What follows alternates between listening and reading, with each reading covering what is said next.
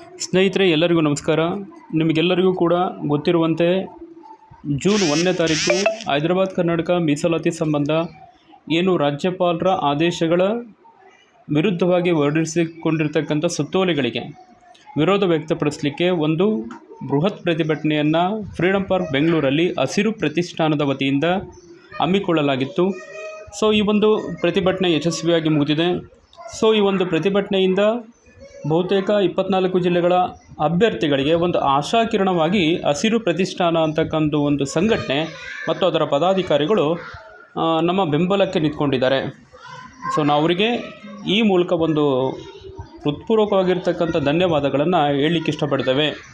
ಹಸಿರು ಪ್ರತಿಷ್ಠಾನ ಈ 24 ಜಿಲ್ಲೆಗಳ ಅಭ್ಯರ್ಥಿಗಳ ಜೀವನವನ್ನು ಕೂಡ ಹಸಿರು ಮಾಡಲಿ ಅಂತ ಕೇಳ್ಕೊಳ್ತಾ, ಅದರ ಅಧ್ಯಕ್ಷರಾಗಿರ್ತಕ್ಕಂಥ ಕುಮಾರ್ ಸರ್ ಹಾಗೂ ಪದಾಧಿಕಾರಿಗಳು, ತಲಕಾಡು ಚಿಕ್ಕರಂಗೇಗೌಡರು, ಶಿವರಾಮ್ ಸರ್, ಪ್ರಕಾಶ್ ಸರ್ ಇನ್ನಿತರ ಎಲ್ಲರಿಗೂ ಕೂಡ ನಾವು ಈ ಮೂಲಕ ಧನ್ಯವಾದಗಳನ್ನು ಹೇಳ್ತೇವೆ. ಸೊ ನಮಗೆ ಈ ಒಂದು ಕಾಲಘಟ್ಟದಲ್ಲಿ ಏನು ಮಾಡಬೇಕು ಅನ್ನೋದು ಒಂದಿಷ್ಟು ಸಂದಿಗ್ಧತೆಯಲ್ಲಿದ್ದಾಗ, ಅಭ್ಯರ್ಥಿಗಳಾಗಿರ್ಬೋದು, ನೌಕರರಾಗಿರ್ಬೋದು, ವಿದ್ಯಾರ್ಥಿಗಳಾಗಿರ್ಬೋದು, ಇಲ್ಲಿ ಎಲ್ಲರಿಗೂ ಕೂಡ ತೊಂದರೆ ಆಗ್ತಾಯಿದೆ. ಸೊ ಅಂಥ ಕಾಲಘಟ್ಟದಲ್ಲಿ ಇವರು ನಮ್ಮ ನೆರವಿಗೆ ನಿಂತ್ಕೊಂಡು ಈ 24 ಜಿಲ್ಲೆಯ ಮಕ್ಕಳಿಗೆ ಅನ್ಯಾಯ ಆಗಬಾರ್ದು ಅಂತ ಹೇಳಿ ನಮ್ಮ ಬೆನ್ನೆಲುಬಾಗಿ ನಿಂತ್ಕೊಂಡಿದ್ದಾರೆ. ಸೊ ಇವರ ಒಂದು ಹೋರಾಟ ಯಶಸ್ವಿ ಆಗಲಿ, ನಮ್ಮೆಲ್ಲರಿಗೂ ಕೂಡ ನ್ಯಾಯ ಸಿಗಲಿ ಅಂತ ಕೇಳ್ಕೊಳ್ತೇವೆ. ಇದ್ರ ಜೊತೆಗೆ ಇಲ್ಲಿ ಸ್ಪಷ್ಟವಾಗಿರ್ತಕ್ಕಂಥ ಹೋರಾಟವನ್ನು ಕೆಲವರು ಬೇರೆ ರೀತಿಯಲ್ಲಿ ಬಿಂಬಿಸಲಿಕ್ಕೆ ನೋಡ್ತಿದ್ದಾರೆ. ಏನಪ್ಪ ಅಂದರೆ, ಈ ಒಂದು ಹೋರಾಟ ಏನಿದೆ 24 ಜಿಲ್ಲೆಗಳಿಗೆ ಅನ್ಯಾಯ ಆಗ್ತಾಯಿದೆ ಅನ್ನೋದನ್ನು ಪ್ರತಿಭಟಿಸಲೇಬಾರ್ದು, ನೀವು ಯಾಕೆ ಅದನ್ನು ಪ್ರತಿಭಟಿಸ್ತೀರಿ ಅಂತಕ್ಕಂಥ ಒಂದಿಷ್ಟು ವಿಚಾರಗಳು ಕೂಡ ಬರ್ತಾಯಿದೆ. ನಾವು ಸಂವಿಧಾನಾತ್ಮಕವಾಗಿರ್ತಕ್ಕಂಥ 371J ಏನು ಸಂವಿಧಾನದ ಆಶಯವಾಗಿ ಆ ಭಾಗಕ್ಕೆ ಮೀಸಲಾತಿಯನ್ನು ಕೊಟ್ಟಿದ್ದಾರೆ, ಅದರ ಪರವಾಗಿಯೇ ಇದ್ದೇವೆ. ಅದರ ವಿರುದ್ಧವಾಗಿ ನಾವು ಪ್ರತಿಭಟಿಸ್ತಿಲ್ಲ.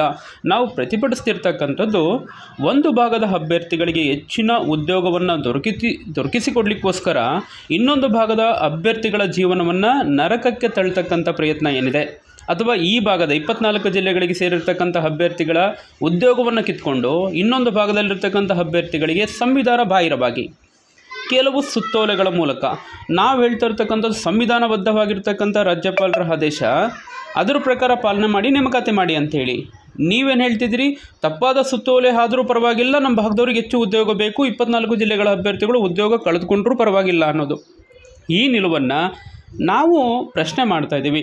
ಅದು ಬಿಟ್ಟರೆ ನಾವಿಲ್ಲಿ ಸಂವಿಧಾನದ ವಿರುದ್ಧವೂ ಅಲ್ಲ, ಕಾನೂನಿನ ವಿರುದ್ಧವೂ ಅಲ್ಲ. ಕಾನೂನು ಏನು ಹೇಳಿದೆ, ಸಂವಿಧಾನದ ಆಶಯ ಏನು, ಅದರ ಪ್ರಕಾರ ನೀವು ಈ ಗಮನಿಸಿ.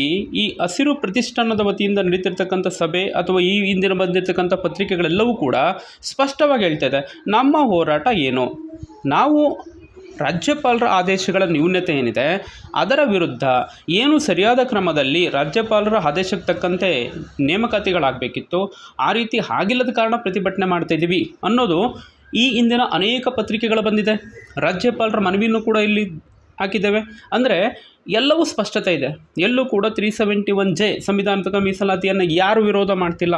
ಬದಲಾಗಿ ರಾಜ್ಯಪಾಲರ ಆದೇಶ ನ್ಯೂನತೆಗಳು ಏನಿದೆ ಅದು ಸರಿಯಾಗಬೇಕು ಅನ್ನೋದು ಹೋರಾಟ ಅಷ್ಟೇ ಬಿಟ್ಟರೆ ಮತ್ತೇನೂ ಅಲ್ಲ. ಆದರೆ ಕೆಲವರು ಇದನ್ನು ಬಂಡವಾಳ ಮಾಡಿಕೊಂಡು ಇವರು 371J ಸಂವಿಧಾನಾತ್ಮಕ ಮೀಸಲಾತಿಯನ್ನೇ ವಿರೋಧ ಮಾಡ್ತಾರೆ ಅಂತೇಳಿ ಆ ಭಾಗದ ಜನರನ್ನು ಎತ್ತಿ ಕಟ್ತಕ್ಕಂಥ ಪ್ರಯತ್ನವನ್ನು ಮಾಡ್ತಿದ್ದಾರೆ. ಇಲ್ಲಿ ಆ ಭಾಗ ಈ ಭಾಗ ಅಂತ ಯಾವುದೂ ಇಲ್ಲ. ನಾವೆಲ್ಲ ಅಖಂಡ ಕರ್ನಾಟಕದಲ್ಲಿದ್ದೇವೆ. ನಾವು ಎಲ್ಲರನ್ನೂ ಕೂಡ ಗೌರವ ಕೊಡ್ತೇವೆ. ನಮಗೆ ಕಲ್ಯಾಣ ಕರ್ನಾಟಕದಲ್ಲಿರ್ತಕ್ಕಂಥ ಅಭ್ಯರ್ಥಿಗಳು ಒಂದೇ, ಅಲ್ಲಿರ್ತಕ್ಕಂಥ ಜನರನ್ನು ಗೌರವಿಸ್ತೇವೆ, ಆ ಭಾಗವನ್ನು ಗೌರವಿಸ್ತೇವೆ, ನಾವು ಆ ಭಾಗವನ್ನು ಪ್ರೀತಿಸ್ತೇವೆ. ನೀವು ಕೂಡ ಹಾಗೆ ಮಾಡಿ. ಈ ಭಾಗದಲ್ಲಿ ಏನು ಅಭ್ಯರ್ಥಿಗಳಿಗೆ ಅನ್ಯಾಯ ಆಗ್ತದೆ, ನೀವು ಕೂಡ ಜೊತೆಯಾಗಿ ನಿಂತ್ಕೊಳ್ಬೇಕಿರ್ತಕ್ಕಂಥ ಸಂದರ್ಭದಲ್ಲಿ ನೀವು ಇನ್ನೊಂದು ಭಾಗದ ಅಭ್ಯರ್ಥಿಗಳೇ ಅನ್ಯಾಯ ಆದರೂ ಪರವಾಗಿಲ್ಲ, ನಾವು ಪ್ರತಿಭಟಿಸ್ತೇವೆ, ಇನ್ನೊಂದು ಮಾಡ್ತೀವಿ ಅನ್ನೋದು ಎಷ್ಟರ ಮಟ್ಟಿಗೆ ಸರಿ. ಹಾಗಾಗಿ ಇಲ್ಲಿ ಒಂದಿಷ್ಟು ಲೋಪಗಳು ಆಗಿರೋದು ನಿಜ, ಅದನ್ನು ಸರಿಪಡಿಸಬೇಕಾಗಿದೆ.